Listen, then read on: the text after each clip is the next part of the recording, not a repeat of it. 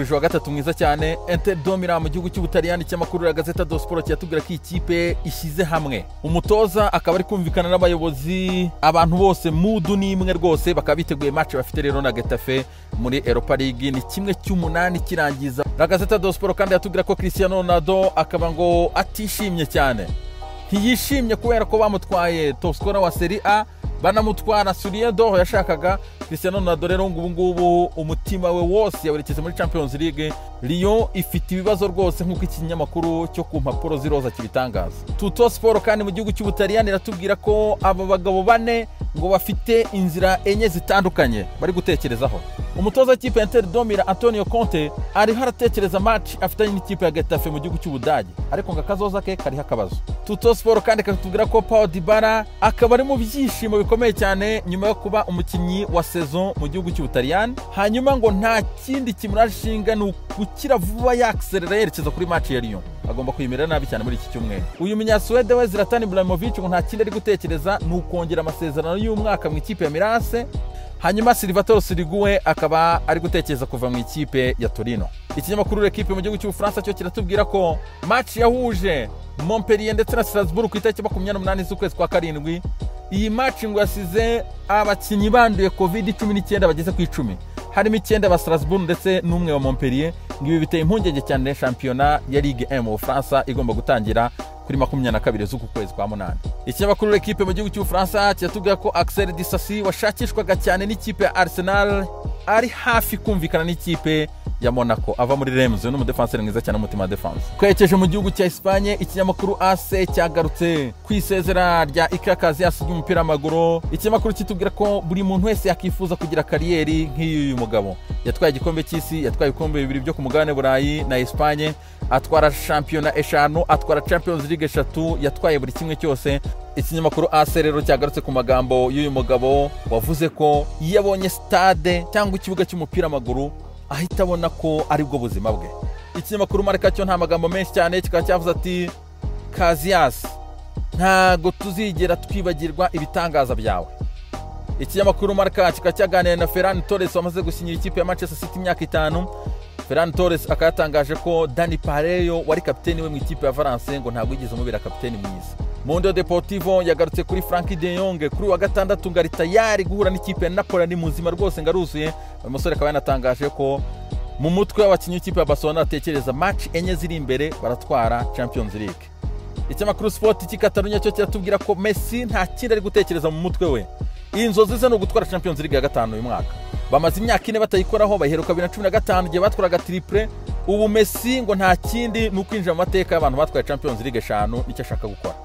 Ikinyamakuru Sport Deporte cyo mu mujyi wa Valence cyo cyatubwira kuri Ferran Torres akaba yakoze Medico Barcelona ahita nasinya igihe cy'imyaka 5 mu ikipe ya Manchester City. Ikinyamakuru kivuga ko Man City yabahaye miliyoni 23 ndetse zizazamuka zikagera kuri miliyoni 35. Ikinyamakuru kandi kinavuga ko Manchester City ivuze umuwinga mutoya kandi w'umuhanga cyane afite imyaka 20. Twekeje mu gihugu cy'Ubwongereza, ikinyamakuru The Time kiratubwira ko Manchester United irashaka kugabanya igiciro cya Jadon Sancho. Dortmund iramushakamo miliyoni 108, mu gihe Man United ivuga ko bitari fair, bagomba kugabanyira igiciro kuko bagomba kumenya ko turi muri ibi bihe bya Covid, bagabanya igiciro cyangwa tubivemo. Daily Express yo ikatubwira ko Manchester United yiteguye rwose kubivamo niba ikipe ya Dortmund itagabanya igiciro, gabanya cyangwa tuve muri gahunda. The Telegraph ikatubwira ko Dortmund ishaka miliyoni 108, ariko Man United muri iki gihe cya Covid imaze guhomba miliyoni 150. United rero ntabwo ishobora kujya muri ibi biciro biri hejuru cyane. The Sun yo iratubwira ko Man City iri buryemo miliyoni 15, Jadon Sancho naramuka agurishijwe ku gaciro ka miliyoni 100, kuko Man City iraryamo 15%. City igurisha Jadon Sancho mu ikipe ya Dortmund yamugurishije miliyoni 8 z'amapaundi. Ishyiramo yuko Dortmund namuka imugurishije igiciro izamugurishaho Man City zaryaho 15%. Affaire à suivre. Ikinyamakuru The Sun kandi urabona ko kiri kutwereka Jack Grealish. Aston Villa yatangaje yuko imushaka mu miliyoni 80, ngira ngo twadusanga tunabizi. Aston Villa ariko iri no kumubwira ati washatse wakigumira ngaha Petit tukaguha ibihumbi 100 by'amapaundi ku cyumweru iyo bari kumupropose. Reka turebe rero Nasser Sawiris ndetse na Wes Edens, aba babiliyoneri bafite ikipe ya Aston Villa, nimba bari bashe kugumana uyu musore cyangwa se bakamugurisha. Ikinyamakuru The Sun kandi cyagatse ku musore Dean Henderson wabwiye Ole Gunnar Solskjaer, ndaza Old Trafford ndabanza mu kibuga, nimba ntari bubanzemo undeke ngende. Un point entre. The Sun kandi yagarutse ku ikipe ya Fulham ikaba yakuyemo ikipe ya Brentford kuri finali nyuma yo kunganya ubusa ku busa minota 90, hanyuma muri extra time minota 30 bakubitanye ibitego 2-1. Harimo ibitego 2 byiza cyane by'umusore Joe Bryan warekuye ku Fratare anatsinda n'ikindi gitego cyiza cyane muri open play. Fulham rero ikaba yongeye kugaruka. Ikinyamakuru The Mirror kandi cyatubwira ko Man United kusaba ko ikipe ya Dortmund igabanyira ibiciro bitaba ibyo ngibyo igahita ijya kwishakira Jack Grealish. Ikinyamakuru The Mirror kandi cyagarutse kuri William Boga da Silva amaze kubwira inshuti ze yuko Arsenal niyo kipe agomba kujyamo nta kintu no kumva ikindi cyari cyo cyose. Ikinyamakuru The Mirror cyagarutse kuri Ryan Fraser wakinaga ikipe ya Bournemouth ariko amaze kurangiza amasezerano nta kipe afite. Uyu free agent rero agiye kujya mu ikipe ya Crystal Palace ku buryo bagiye kumuhemba 50,000 by'amapaundi ku cyumweru. Ikinyamakuru The Mirror kandi cyatubwira ko Pierre-Emile Hosberg w'ikipe ya Southampton agiye kujya muri Tottenham Hotspur ku 15 z'amapaundi.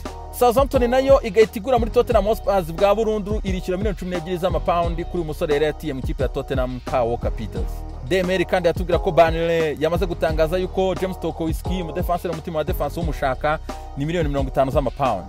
Twakeshe mu gihugu cya Portugal ikinyamakuru Record cyatubwira ko Joe Jesus umutoza w'ikipe ya Benfica yamaze gutanga $20 z'amayero mu ikipe ya Grêmio muri Brazil, akaba ari gushaka uyu muwinga w'umuhanga cyane witwa Everton urundi izina rye rindi bakaba bamwita Cebolinha nk'uko ubona ikinyamakuru kimwandika hanga. Mwe mu bawinga bashakishwa n'amakipe menshi cyane mu Bwongereza n'ahandi barirangara ariko ashobora kurangira yigiye mu ikipe ya Benfica. James Rodriguez akaba agiye kuva mu ikipe ya Real Madrid yerekeza mu ikipe ya Atletico Madrid. Deal ikaba iri butware hagati ya $10 na $15 z'amayero. Ikipe ya Madrid ikeneye kugurisha abakinnyi bona ye.